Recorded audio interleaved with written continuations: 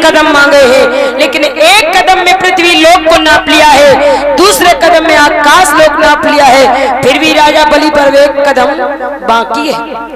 भगवान बोले बलि तुम पर अभी मेरा एक कर्ज है, एक कदम बाकी है, एक कदम हमें बताइए हम कहाँ रखें।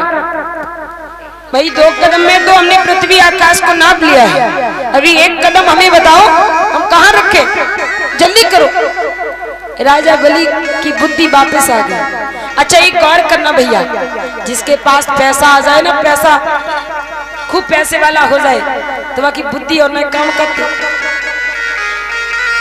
बाकी बुद्धि काम नहीं करती। लोग कहते मद बुद्धि है, मद बुद्धि जानते हो किसे कहते? मद माने क्या होता है?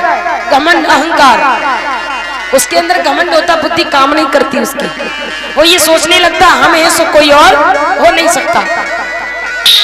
तो राजा बलि के पास जब तक दौलत थी, माया थी, तब तक बुद्धि काम नहीं करती थी, और जैसे ही दौलत हाथ से गई बुद्धि काम करने लगी। भगवान बोले बलि तीसरा कदम हम कहाँ रखें बताओ। राजा बलि बोला भगवान आप ये बताइए, आपकी नजरों में दान देने वाला बड़ा है कि दान बड़ा है? भगवान बोले मेरी नजर में तो दान देने वाला बड़ा है, अगर दान देने वाला नहीं होगा तो भाई दान कहां से आएगा? जो दान देता वही तो बड़ा होता है। तो बोले भगवान आपके आगे एक दान देने वाला खड़ा है, तीसरा कदम आप मेरे सिर पर रख लीजिए। भगवान ने तीसरा कदम राजा बलि के सिर पर रखा है। भगवान ये बात सुनकर बलि की बड़े खुश हो गए। भगवान ने बोले क्या बात कर दी बलि, तुमने पहली बार एक समझदारी की बात की है, और आज हम तुमसे सबसे अधिक खुश हैं। अगर आप हमसे कुछ भी मांगना चाहते हो ना तो मांग लो। राजा बलि बोला भगवान अगर कुछ देना ही चाहते हो ना तो अवसर मिल गया है। एक बात याद रखिए, प्रश्न उठता है कि ऐसे दैत्य का नाम बताइए जिसने प्रभु को अपना बना लिया, प्रभु को गुलाम बना लिया। तो वो राजा बलि हुआ है जिसने प्रभु को अपना गुलाम बनाया है।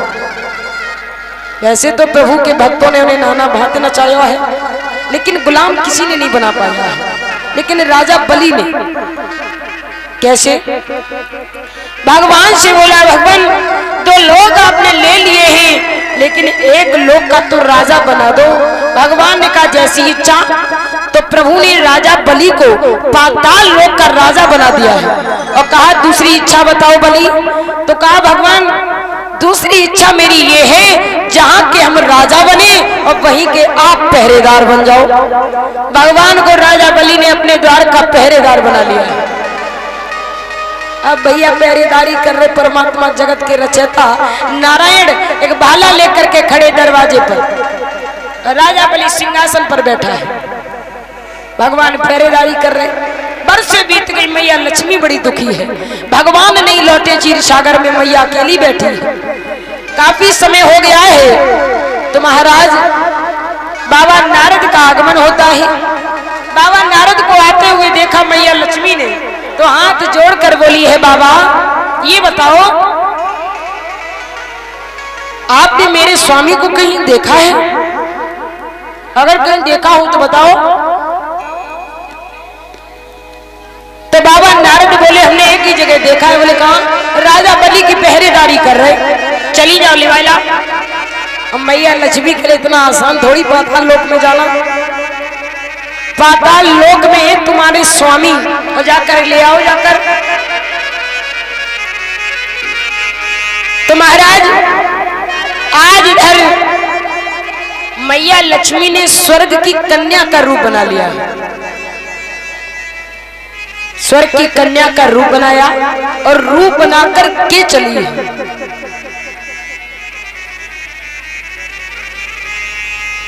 और चलते चलते पाताल लोक में पहुंची, हाथ में रक्षा कवच ले लिया है। रक्षा कवच जानते हो किसे कहते? जो कलावा बांधा जाता है ना, ये साधारण कोई धागा नहीं होता है।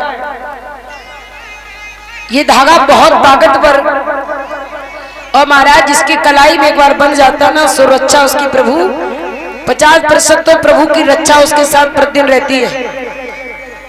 तो रक्षा कवच लेकर के चली है मैया, पाताल लोक में पहुंची, राजा बलि की कलाई में वो रक्षा कवच बांध दिया। राजा बलि देख रहे भैया छोटी सी कन्या स्वर्ग से आई है जो कि कलाई में मेरे रक्षा कवच बांध रही हो, सावन का महीना है। जैसे ही राजा बलि ने ये देखा तो कहा कि कन्या कौन हो तुम? तो कहा कि हे राजा बलि हम तुम्हारी बहन हैं, स्वर्ग से आई है। तो बोली बहन हो, क्या मांगना चाहती? तुमने हमें खुश कर दिया, आज अगर कुछ मांगना चाहती हो हमसे मांग लो। मैया जानती हो जो सावन में आप भैया के राखी बांधती, कब से मनाया जाता त्योहार जानती हो? नहीं मालूम? मालूम है हाँ या ना? नहीं मालूम? मालूम कब से? राजा बलि की कलाई पर मैया लक्ष्मी ने आज वही रक्षा कवच बांधा है जो हम सभी अपने भाई के हाथों पर सावन में बांधते हैं ना। तो राजा बलि बोला है बहन अगर आज कुछ मांगना चाहती हो ना तो मांग लो, आज हम बहुत खुश हैं। बोले हम एक वरदान नहीं मांगेंगे भैया, हम आज आपसे 2 वरदान मांगेंगे। तो राजा बलि बोला ठीक है मांग लो। तो का पहला वरदान सुनो। तो क्या मांगा है मैया लक्ष्मी ने हम सभी के लिए?